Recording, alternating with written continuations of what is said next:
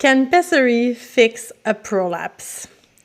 Hi, my name is Julie Demers. I'm a pelvic floor therapist, and I want to teach you today about pessaries and if they can fix a prolapse.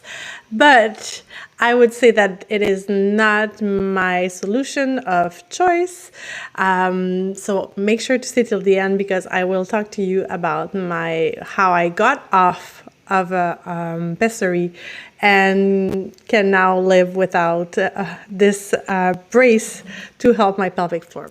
So what is a prolapse? Well, if you haven't seen my previous video all about prolapse, I suggest that you go look in the links below, and I'll try to put a link here around me. But I did a video about all you want to know about prolapse, and I showed you a little bit a prop to show you how prolapse is something that is dropping out of your vagina.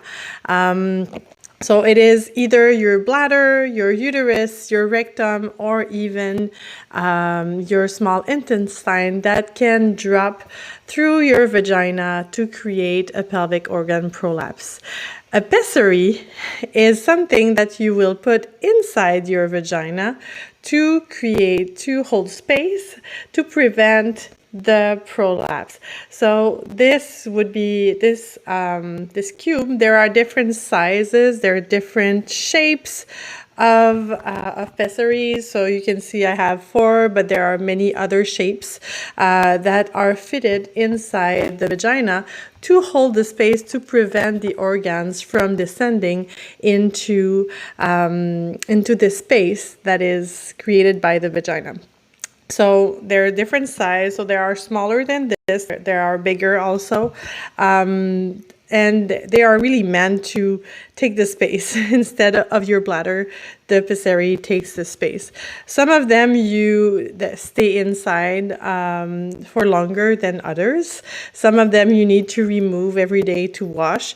It depends on the pessary, and it will depend on the professional. The professional that will fit it for you will be able to tell you, because pessaries need to be fitted by a professional to make sure that they choose the right size and that you can remove them appropriately. So really to choose the right shape and size for you, because if you choose something that is too small, well, it won't do its job and it might come out by itself.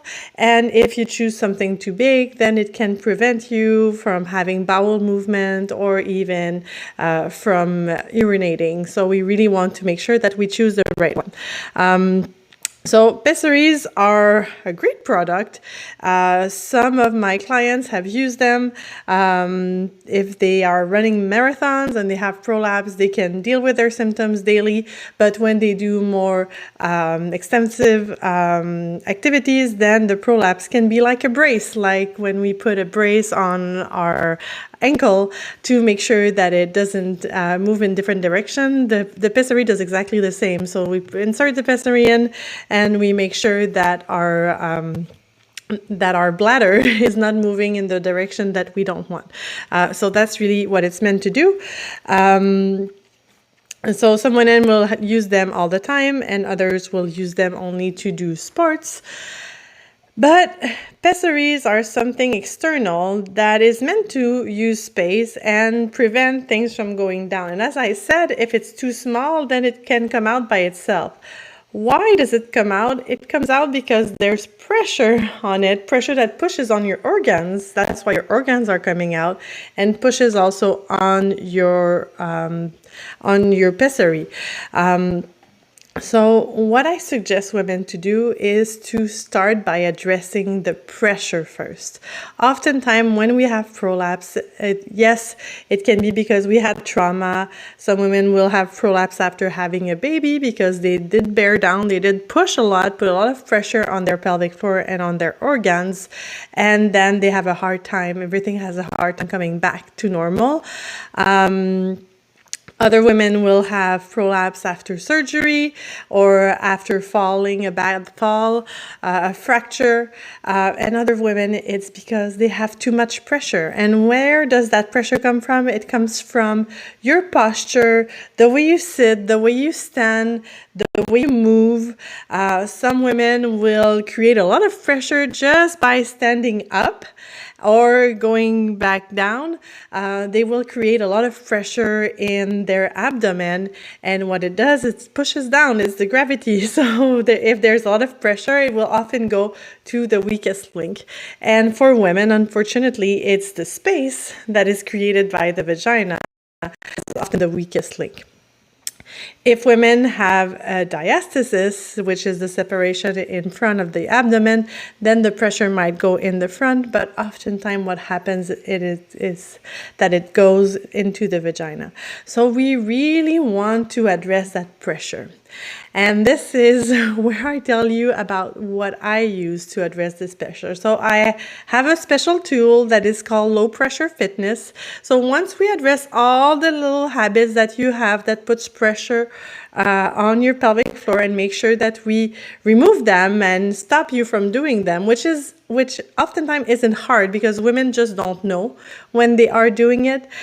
Just by one example, a lot of women, when they are seated on the toilet, they really bear down to go quicker. So they will not wait until they need to go. They will go whenever it's convenient for them. For example, just before they go for a car ride, and then they will push on their bladder to empty it. But our bladder has its muscle of its own and is supposed to empty itself when it's full. So it shouldn't be you bearing down and pushing on your bladder.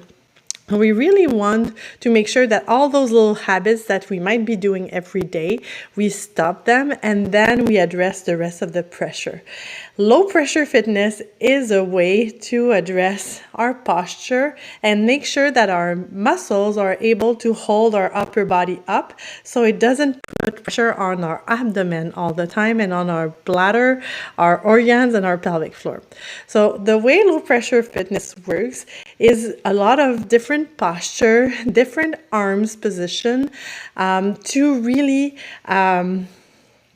wake up the different muscles that we might have forgotten. Some of those muscles are between our ribs. So our rib cage has muscles and they are meant to create movement in our rib cage when we breathe, and they're supposed to support our rib cage also and our upper body. But if we are always slouched forward, then our muscles aren't working as often, if they are working at all. So when we do low pressure fitness, we work in different posture position and we work with our breathing muscles, and we really make sure that we engage all our postural muscles like our neck muscles, also our feet muscles. So everything is activated to make sure that it can hold us during the day.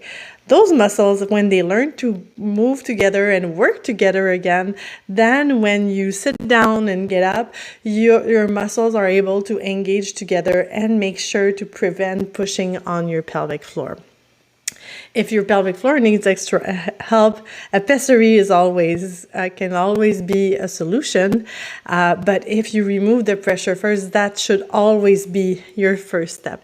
If you want to learn more about the 4 steps to stop prolapse, I suggest that you go watch my free training where I take you through the 4 steps of bringing awareness, making small adjustments, and then we go into action to make sure that we relieve our pelvic floor for good and that we are able to go back to the activities that we love. And if you love this information and want to know more, subscribe to this channel. I will come back weekly to give you more information about your pelvic floor, prolapse, posture, and even your feet. Everything that you need to know that is connected to your pelvic floor.